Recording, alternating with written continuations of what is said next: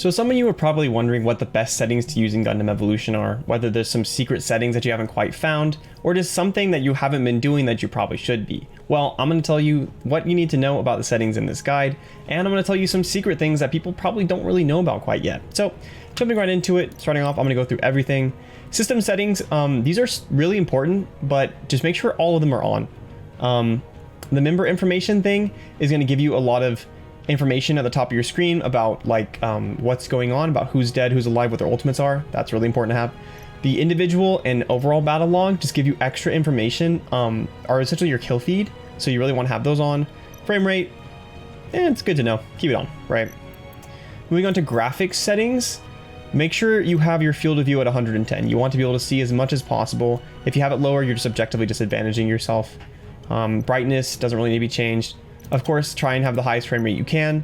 For VSync gives you an advantage if you're not maintaining as many frames, or you're not getting over 120 frames. Then using VSync is going to be like potentially worthwhile to do it.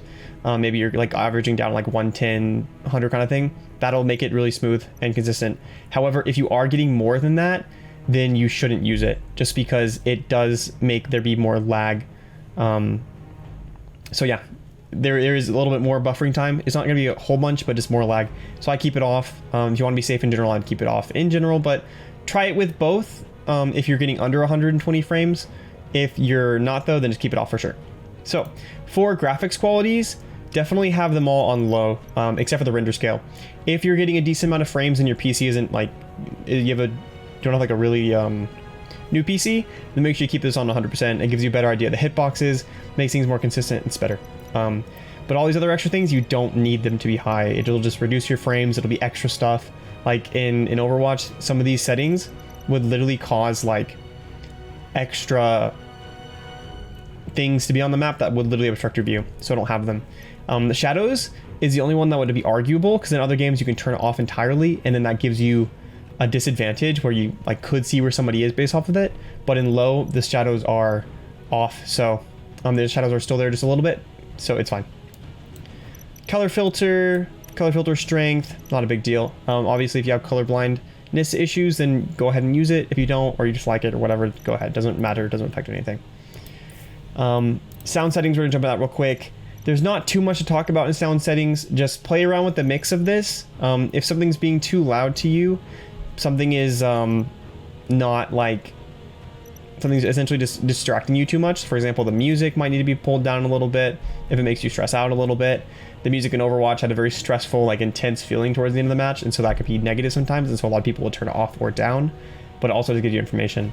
But you just need to play around with this one. There's not much to go off of that. Yep, all these are just standard things. So moving on from this, control settings, this is where the important stuff is going to happen.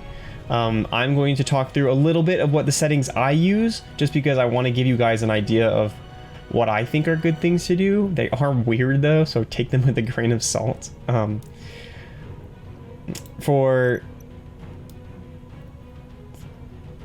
I said, this part right here, you don't really need to like pay too much attention to for like when I talk about things that are really specific to me, but I guess it might be interesting to some of you guys, so I'll go through it really quick. Obviously you want to have your horizontal and vertical sensitivities equal, unless you're just really feeling it, but it's going to make things inconsistent if you have your vertical or your horizontal too high off of each other. I like the base setting, the base sensitivity, but just make sure you find what's good for you. If you're finding essentially that you can't control your aim and it's too jerky, then you probably lower it a little bit. It'll make it more smooth and consistent.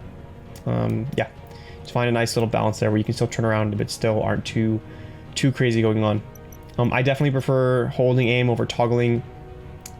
It doesn't I just think there's issues with doing the other way around. Some people use it, but I think it can cause problems. Like if you accidentally hit it and you're getting caught, like, you know, whatever. Controller settings, not gonna talk about that right now because we are not controller players, most likely. Talking about a reticle really quick. This is the one I use. It's just a dot, guys. This is preference mostly, but fundamentally, in my opinion, you should have something that's small. If you have your dot, you have like a dot like this, if you're looking at an enemy in the distance, you're not going to be able to see them. It's going to obscure like part of their body. And so there's no reason to have like that. So I do mine nice and small. Some people like to use things like, for example, like a crosshair, and then definitely turn precision off, by the way. You can do it to find out like to find out the general spreads of things, but it's just distracting information. You don't need to know that later on. You just need to know that like, you need to know naturally within your own understanding what the distances are between things and how like it actually affects like the damage you're dealing and how far the spread goes. You don't need this thing just spazzing out on your screen. It's really bad. It doesn't help. It just distracts and causes issues. So that would be off. But some people will do things like this, right? Something like having like this sort of a thing, something weird, whatever. I don't think that's good. Either basically you want to have like a really small dot, or you want to do something like this. Let me where's this center gap? Yeah, something like this, like with a circle, just so that it's not obscuring very much. And I turn the dot off, right? I guess you can't turn it off. A little weird. What is this? Weird. Anyway, you don't want something that's coming up too much of your screen. So that's why I go with just a dot. Moving on from here, this is where things are gonna get a little bit wonky. Like I said, you guys can pay attention if you want. Some of it's good, some of it's not, for everybody. I use scroll wheel down to reload. That one might be kind of weird. I just like to free up my hand as much as I can on my keyboard to just control my movement. I don't want to have to take it off to not move, because if you go to reload, you can't move to the right. So that's why I take that off. For my skills, essentially what I've done is make the scroll wheel forward to be any sort of throwable projectile, usually like grenade, tomahawk on Sazabi, hyper hammer on RX-78. It's consistent, and if you're using that, you don't need to be firing, so you're not taking away from using your main mouse button, your index finger to control your weapon, right? So you don't have to use them same at this. You have to use them at the same time, because it's going to animation. There's going to be an animation when you're using your cooldown, so you can't shoot anyway. For abilities that are more free and are still ideal to be able to use while you're still controlling your mouse well, I use the mouse 1 button so that it's close, and it's close to my thumb, and I can just press it not too hard. Like this, for example, is like GM's Bash. I still can aim solidly with it.